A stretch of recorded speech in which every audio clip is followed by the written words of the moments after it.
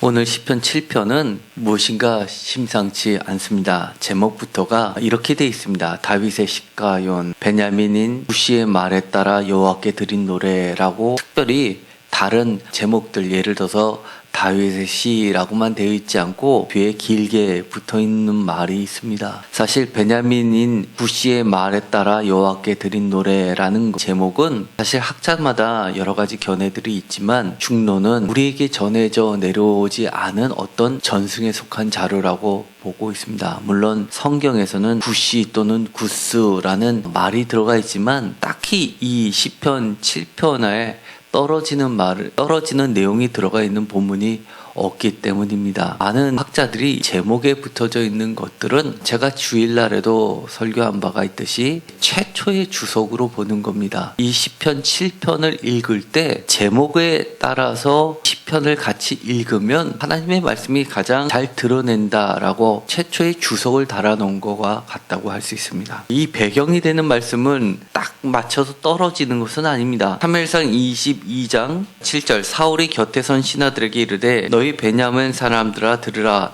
이새의 아들이 너희에게 각기 밭과 포도원을 주며 너희를 천부장 백부장을 삼겠느냐라는 말이 나옵니다. 배경은 사울이 다윗을 잡으려고 이곳저곳을 쫓아다니고 다윗은 또 사울을 피해서 여기저기로 피난 생활을 하던 때입니다. 그런데도 불구하고 사울이 다윗을 잡지 못하고 심지어 사울의 형제들이 속해 있는 베냐민 지파 사람들을 불러놓고 이렇게 야단을 치는 이야기가 나옵니다. 뒷이야기가 8절에 나와 있습니다. 너희가 다 공모하여 나를 대적하며 내 아들이 이새의 아들과 맹약하였을 때 내게 고발은 하는 자가 하나도 없고 나를 위하여 슬퍼하거나 내 아들이 내 신하를 선동하여 오늘이라도 매복하였다가 나를 치료하는 것을 내게 알리는 자가 하나도 없도다 하니 라는 말을 통해서 사울이 베냐민 지파 사람들을 오해한 겁니다. 베냐민 지파 사람들이 다윗을 무엇인가 비호하고 있다라고 숨겨주고 있다라고 하면서 그들을 꾸중하면서 겁박하는 겁니다. 그러다가 너희들이 공모하다 걸리게 되면 너희들의 목숨은 내가 지금 다윗을 쫓아가듯이 끝까지 쫓아가서 너희들도 죽일 것이다 라는 협박의 내용이 들어가 있는 겁니다. 9절에 보면 그때 에돔 사람 도액이 사울의 신하 중에 섰더니 대답하여 이르되 이새의 아들이 노베에 와서 아히두베의 아들 아히멜렉에 이른 것을 내가 보았는데 라고 하면서 밀고를 하게 됩니다. 그러므로써 롭제사장 아히두베의 아들 아히멜렉은 나중에 큰 고난을 당하게 되는 것을 보게 됩니다. 이처럼 전의 내용과 그 다음에 오는 것이 도액이란 인물이었기 때문에 사실 이 제목에 있는 부시라는 사람하고도 일치하지 않습니다. 그러나 아마 부시라는 사람은 성경에 나와 있는 것은 압살롬이 죽게 되었을 때 제일 먼저 달려가서 왕에게 알리려고 했던 인물입니다. 그런데 그 사람은 죽임을 당하게 되지요. 그런 걸로 보아서는 사실 이 시편 7편하고 다 일치하는 것은 아닙니다. 그래서 최종적으로 이 시편의 제목과 이 내용을 분리해서 견해를 내려놓았습니다. 양자를 하나로 조합을 한 것이죠. 그 대표적인 것이 별칭으로서 무죄를 변호해달라고 외치는 노래, 이런 제목을 가지고 있습니다. 또는 무고죄를 변호해달라고 하는 것도 있습니다. 한마디로 자신의 명예를 회복해달라는 그런 시에 해당하는 겁니다. 이렇게 이야기하면 또 다른 내용이 가장 적합해 보이는 본문이 있습니다. 예를 들어서 다윗이 도망가다가 사울을 두 번이나 죽일 수 있는 기회가 있음에도 불구하고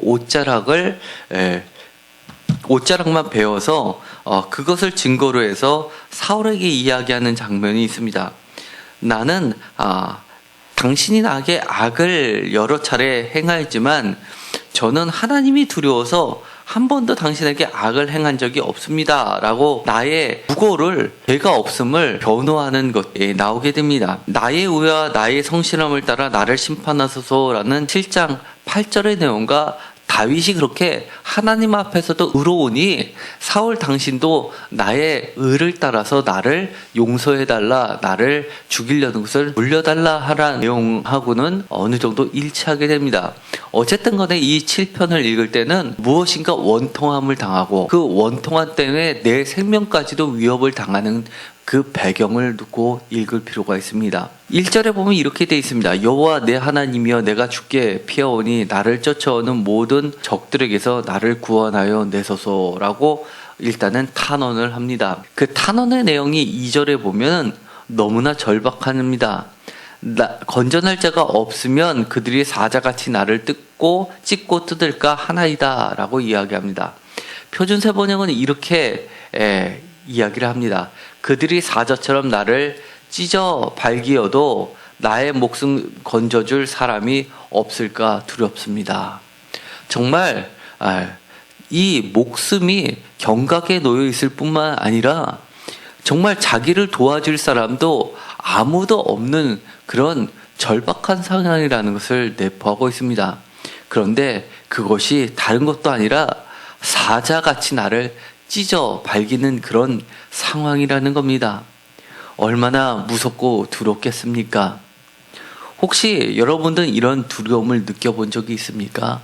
그런데 그 원인이 내가 잘못해서가 아니라, 내가 실수해서가 아니라, 그럴 만한 이유가 있어서가 아니라 정말 나는 잘못이 하나도 없는데 억울하게 당한 경우 없으십니까? 사실 인생을 살면서 내가 죽임을 당할 정도로 그렇게 억울함을 당하는 경우는 흔치 않을 겁니다. 그럼에도 불구하고 그것을 겪은 사람들은 다 인생에 한 번 정도는 정말 그때 일은 정말 사자가 나를 찢어 발기듯이 그렇게 내가 너무 억울했었어 라는 경우가 다 하나씩은 갖고 계실 겁니다. 그럴 때 여러분은 어떻게 하셨습니까? 그럴 때 여러분들은 어떻게 하셨습니까? 그냥 참으셨습니까? 시간이 해결해 주겠지 하고 지나다 보니까 지금까지 오셨습니까? 아니면 오늘의 시편 7편에서 시인이 선택했던 방법들을 선택하셨습니까? 아니면 또 다르게 그 대적보다 더 힘쓰기 위해서 여러 가지 방법들을 생각하고 그보다 더 힘센 자를 찾으려고 애를 쓰셨습니까? 시인은 이렇게 이야기합니다. 너무나 저희가 보기에는 성경에 이런 말도 있네 라고 할 정도로 매우 당당합니다. 3절에 여호와 내 하나님이여 내가 이런 일을 행하였거나 내 손에 죄악이 있거나 화친한 자를 악으로 갚았거나 내 대적에게서 까닭없이 빼앗았거든 원수가 나의 영혼을 쫓아 잡아 내 생명을 땅에 짓밟게 하고 내 영광을 먼지 속에 살게 하소서 셀라. 정말 이 정도로 의롭게 살았더라면 하나님께 당당하게 구원해달라고 얘기할 수 있을 텐데 라는 생각을 하는 순간 이 시편 7편은 우리와 정말 먼 이야기가 되고 맙니다. 표준 세번역에서는 더 적나라하게 번역을 하고 있습니다. 주나의 하나님 내가 만일 이런 일을 저질렀다면 벌을 내려주십시오. 내가 손으로 폭력을 행하였거나 친구의 우정을 악으로 갚았거나 나의 대적이라고 하여 까닭없이 그를 약탈했다면 원수들이 나를 뒤쫓아와서 내 목숨을 멸하여서 땅에 짓밟고 내 명예를 짓밟아도 나는 좋습니다 라고 이야기를 한다는 겁니다. 그런데 그 뒤를 보면 약간 내용이 달라지고 있습니다. 6절에 여호와여 진노로 일어나사 내 대적들의 노를 막으시며 나를 위하여 깨소서 주께서 심판을 명령하셨나이다. 7절 민족들의 모임이 주를 두르게 하시고 그 위 높은 자리에 돌아오소서. 8절 여호와께서 만민에게 심판을 행하시오니 여호와여 나의 의와 나의 성실함을 따라 나를 심판하소서라고 이야기합니다. 여호와를 이렇게 세웁니다. 깨소서라고 했던 기도 제목이 우리는 생각이 납니다. 제가 전에 말씀을 드렸습니다. 전쟁에 나갈 때 하는 말이 여호와여 깨소서 또는 여호와여 일어나소서라는 표현이라고 했습니다. 그런데 여기서는 전사 하나님과 또 다른 개념의 하나님을 나타내고 있습니다. 바로 재판장이신 하나님을 드러내고 있습니다. 주된 내용은 심판입니다. 그렇게 일어나셔서 심판을 해달라고 이야기를 하는 겁니다. 이제 이 시편 7편은 전반적으로 재판장의 모드로 바뀝니다. 무고죄에 대해서 정말 심판을 하고 나의 원한을 풀어달라고 이야기를 하고 있는 겁니다. 심판이라는 말이 6절에도 8절에도 나오게 됩니다. 9절에도 나오게 됩니다. 그 다음에 비슷한 말이 감찰이라는 말이 9절에 나오고 마지막 10절에는 재판장이라는 말로 끊임없이 이 재판의 과정을 이야기하고 있습니다. 그렇게 당당하게 외쳤었던 3절에서부터 5절까지 내용이 8절에 있는 것처럼 나의 의와 나의 성실함을 따라 나를 심판하소서라는 말에 축약될 수 있습니다. 이 8절의 말씀을 이렇게 이야기합니다. 표준세번역에서는 주님께서는 뭇백성들을 판단하시는 분이시니 내 의와 내 성실함을 따라 나를 변화하여 주소서. 이 정도 읽으면 사람들은 그렇게 생각할 겁니다. 거봐, 이 사람은 오죽 잘났으면 이렇게 완벽했으니까 이 정도의 기도를 하는 것이지, 나는 그 정도가 되지 않기 때문에 이 시편 7편은 해당 사항이 없나 보다. 정말 하나님께 나의 원한을 풀어달라고 하려면 정말 나의 의와 나의 성실함이 하나님 앞에 부끄럽지 않기 때문에 그럴 수 있는 거, 그리고 그렇지 못하다면 그럴 자격도 없나 보다라고 생각하시는 분들이 계실 겁니다. 그러나 그 뒤에 부분을 읽어보면 새로운 반전을 제시합니다. 9절과 10절을 다 같이 읽도록 하겠습니다. 악인의 악을 끊고 의인의 일 세우소서. 의로우신 하나님이 사람의 마음과 양심을 감찰하시나이다. 나의 방편은 마음이 정직한 자를 구원하시는 하나님께 있도다. 아멘. 이것을 표준세번역에서는 이렇게 이야기합니다. 악한 자의 악행을 뿌리 뽑아 주시고 의인은 굳게 세워 주십시오. 주님은 의로우신 하나님, 사람의 마음속 생각을 낱낱이 살피시는 분이십니다. 이것에 대한 새로운 주석은 그 뒷절에 보면 보다 자세히 설명되고 있습니다. 도대체 이 악인이 무엇입니까? 시인이 이야기하고 있는 이 악인은 14절을 다 같이 읽겠습니다. 악인이 죄악을 낳으며 죄악을 배워 거짓을 낳았도다. 표준세번역은 이렇게 번역합니다. 악인을 악을 잉태하여 재앙과 거짓을 낳는구나. 이 시인이 끊임없이 하나님께 나를 구원해 들고 나를 변호해 주십시오라고 할 수 있는 뚜렷한 이유가 있습니다. 그가 하나님께 변호해 달라고 하는 그 주된 내용이 나의 의와 나의 성실함입니다. 다시 이야기하면 여기서 시인이 이야기하는 나의 의와 나의 성실함, 다르게 표현해서 내가 평소에 다른 사람에게 화친한 자를 악으로 갚지도 않았고, 그리고 심지어 내 대적이라고 하더라도 이유 없이 까닭 없이 빼앗은 적도 없고, 원수가 영혼을 쫓아 내 생명을 땅에 짓밟게 하고, 그 다음에 내 손에 죄악이 있지 않고 라고 할 수 있는 것들은 이 시인이 평소에 그런 일들을 하지 않았던 이유가 있다는 겁니다. 왜냐하면 이 뒤에 보면 재판장이신 하나님에 대해서 11절에 보면 매일 분노하는 하나님이시기 때문이라는 겁니다. 다시 종합해서 이야기를 하겠습니다. 이 이야기는 내가 선과 악 중에서 악을 버리고 선을 선택하는 것은 하나님께서 악을 매일 분노하시는 하나님이시기 때문에 내가 때로는 악을 선택하고 싶어도, 악인의 세력과 어느 정도 화친하고 싶어도 그럴 수 없었다는 겁니다. 그러다 보니까 나는 악인들의 공공의 적이 돼버렸고, 나는 죄가 없는데도 불구하고 미운 털이 바뀌어서 이렇게 무고한 어려움을 겪게 되고 있다는 겁니다.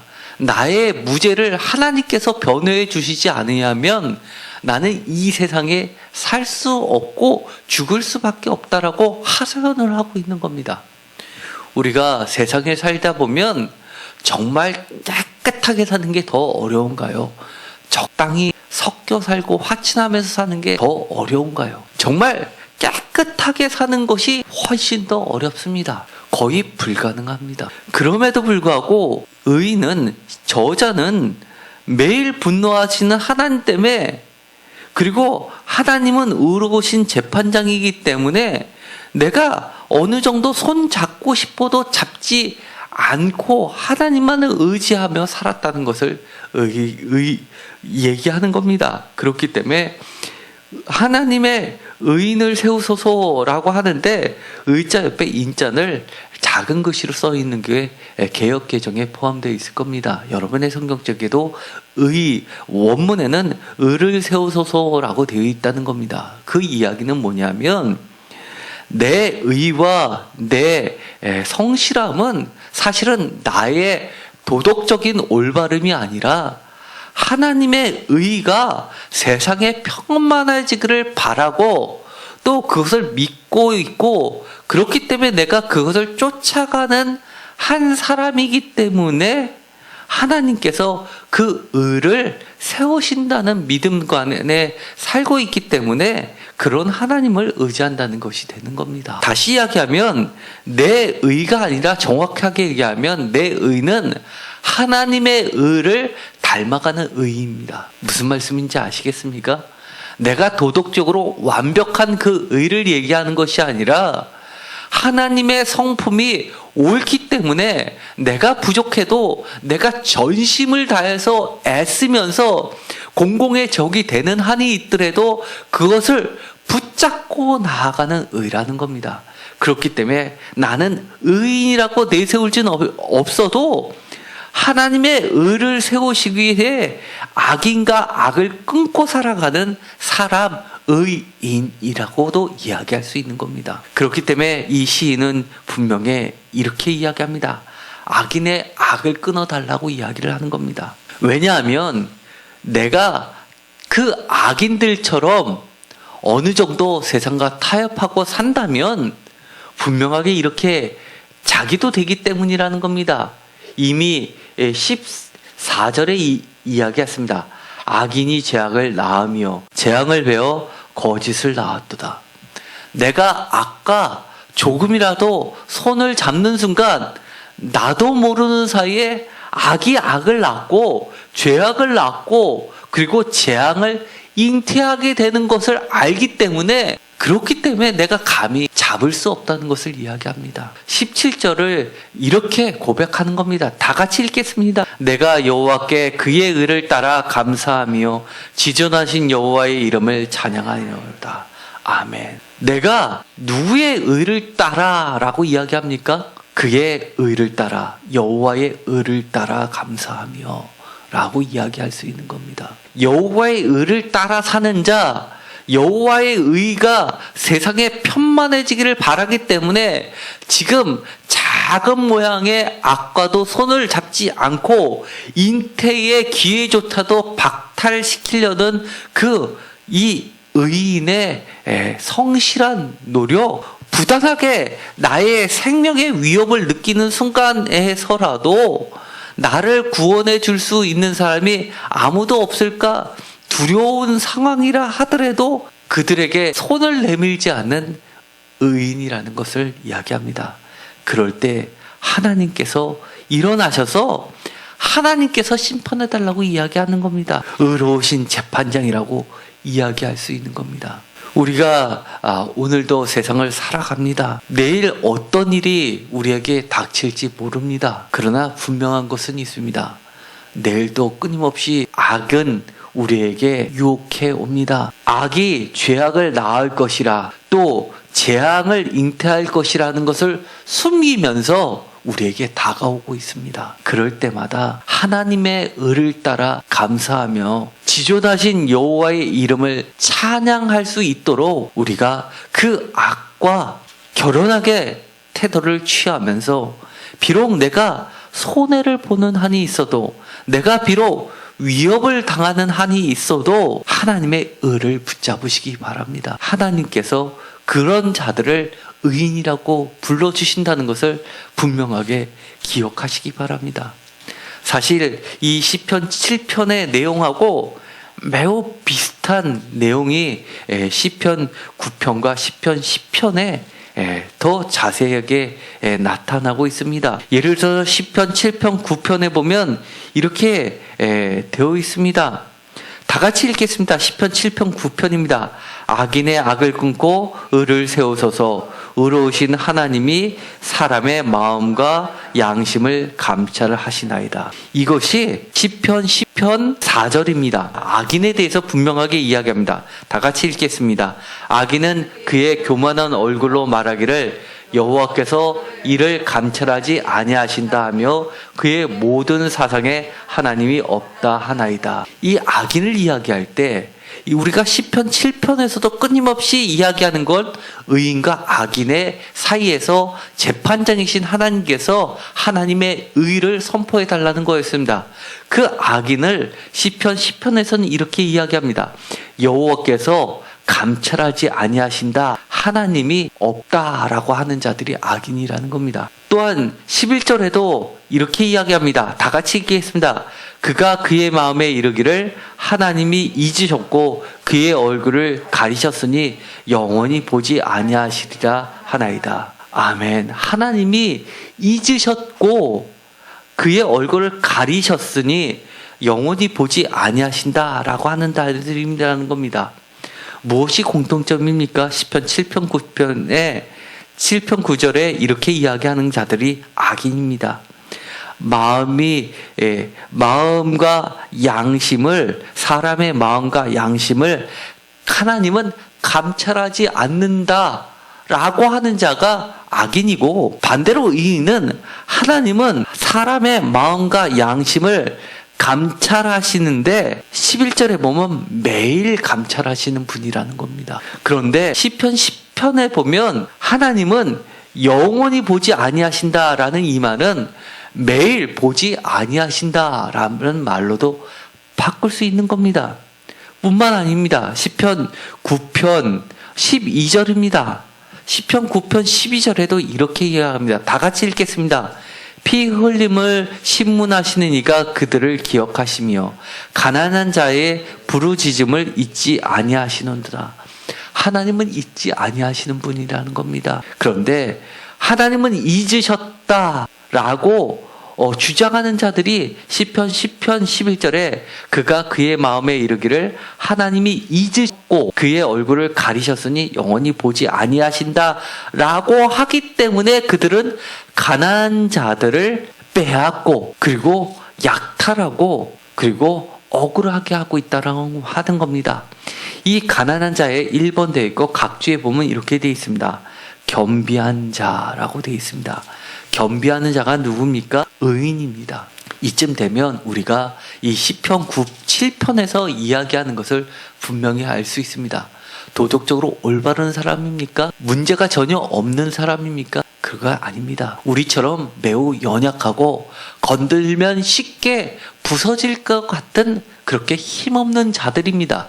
그럼에도 불구하고 하나님은 사람의 마음과 양심을 감찰하는 의로우신 하나님이기 때문에 내가 감히 두려워서 매일 악인에 대해서 분노하시는 그 하나님 때문에 하나님의 의로우신 길을 쫓아가리라고 그 의를 굳게 잡는 사람들입니다. 구약에서는 전통적으로 가난한 자라고 표현하는 겁니다. 그래서 예수님께서 마태복음에서는 심령이 가난한 자는 복이 있나니 라고 이야기를 하는 것이고, 누가복음에서는 이처럼 구약에서 이야기한 것처럼 가난한 자라고 이야기합니다.